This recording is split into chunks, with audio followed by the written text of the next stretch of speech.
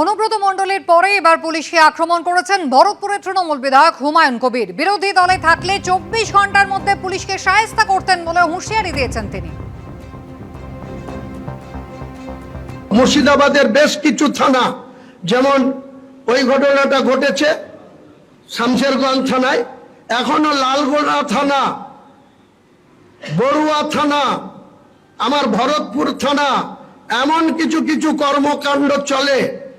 আমি যদি বিরোধী আসনে থাকতাম 24 ঘন্টা সময় লাগতো না এসব শায়েস্তা করতে, কিন্তু আমার হাত পায়ে বেড়ি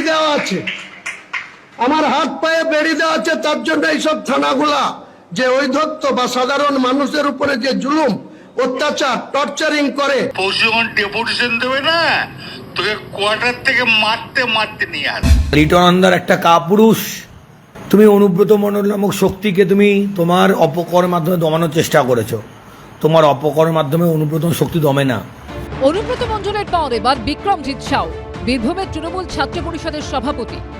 আরও এক তৃণমূল নেতার আক্রমণের মুখে পুলিশ। অনুব্রত মণ্ডল বোলপুরের আইসিকে অশ্রাব্য ভাষায় আক্রমণ করায় রাজ্য জুড়ে ছিছি পড়ে গেছে। এই বিতর্কের মধ্যেই একই পুলিশ অফিসারকেই ফের আক্রমণ করলেন তৃণমূল ছাত্র পরিষদের জেলা সভাপতি।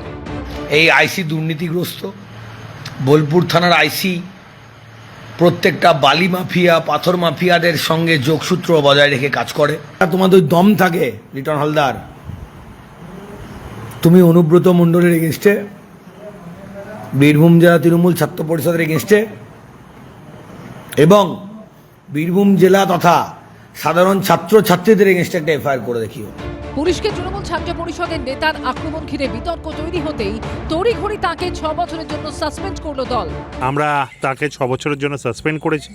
তার বক্তব্য যা ছিল তার দলীয় দল তাকে সমর্থন করে না। আমরা বিগত দিনেও বিক্রমজিৎকেও সতর্ক করেছিলাম এবং আমরা আরও কয়েকজনকে সতর্ক করেছি, যাদের ক্ষেত্রে আমাদের মনে হয়েছে যাদের সোশ্যাল মিডিয়ায় বক্তব্য বা তাদের আদব কায়দা বা তাদের বিভিন্ন ভূমিকা যা দলের শৃঙ্খলা ভঙ্গ করছে, সেই ক্ষেত্রে তারা যাতে কোনো রকমের পার না পায়।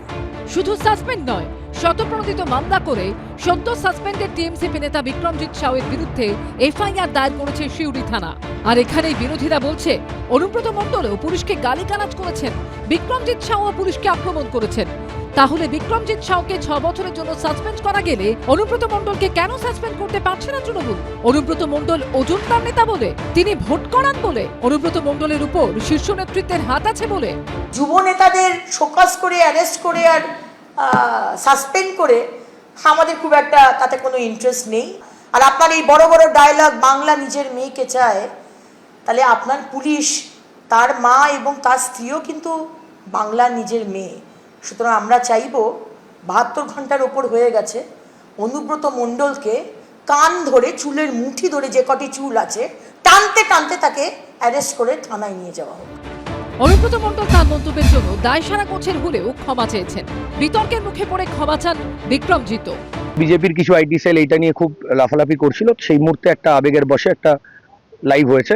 যদি এক্ষেত্রে কাউরির ভাবাবেগে কোনো আঘাত দিয়ে থাকি তাহলে আমি ক্ষমা প্রার্থী। দেখুন, আমি আবারও বলছি, দলীয় নেতার প্রতি আবেগ থাকতেই পারে, কারণ অনুব্রত মণ্ডল দুর্দিনে দলের নেতৃত্ব দিয়েছেন। এই অনুব্রত মণ্ডলের পরিবারের উপর দীর্ঘদিন আক্রমণ হয়েছে, তাই স্বাভাবিকভাবেই লোকাল স্তরে আবেগ থাকতেই পারে কর্মীদের, সেই আবেগ থাকাটা স্বাভাবিকও। কিন্তু যখন কোনো মানুষের বিরুদ্ধে এই ধরনের অভিযোগ ওঠে, দল তো সেই অভিযোগকে এন্ডোর্স করে না।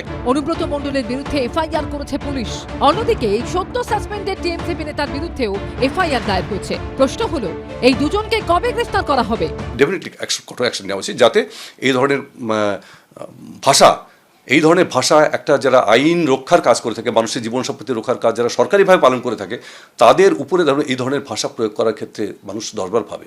অবশ্যই পুলিশের মনোবল ভাঙবে, একদম ভাঙার সেখানে সম্ভাবনা রয়েছে। অনুব্রত মণ্ডল ও বিক্রমজিৎ সাউ দুজনেই পুলিশকে হুমকি দিয়েছেন, একজনকে শাস্তি আর অপরজনকে রেহাই। এটাই কি হবে তৃণমূল শীর্ষ নেতৃত্বের পাকাপাকি অবস্থান? ভাস্কর মুখোপাধ্যায়, সুকান্ত মুখোপাধ্যায় ও অনির্বাণ বিশ্বাসের রিপোর্ট, এবিপি আনন্দ।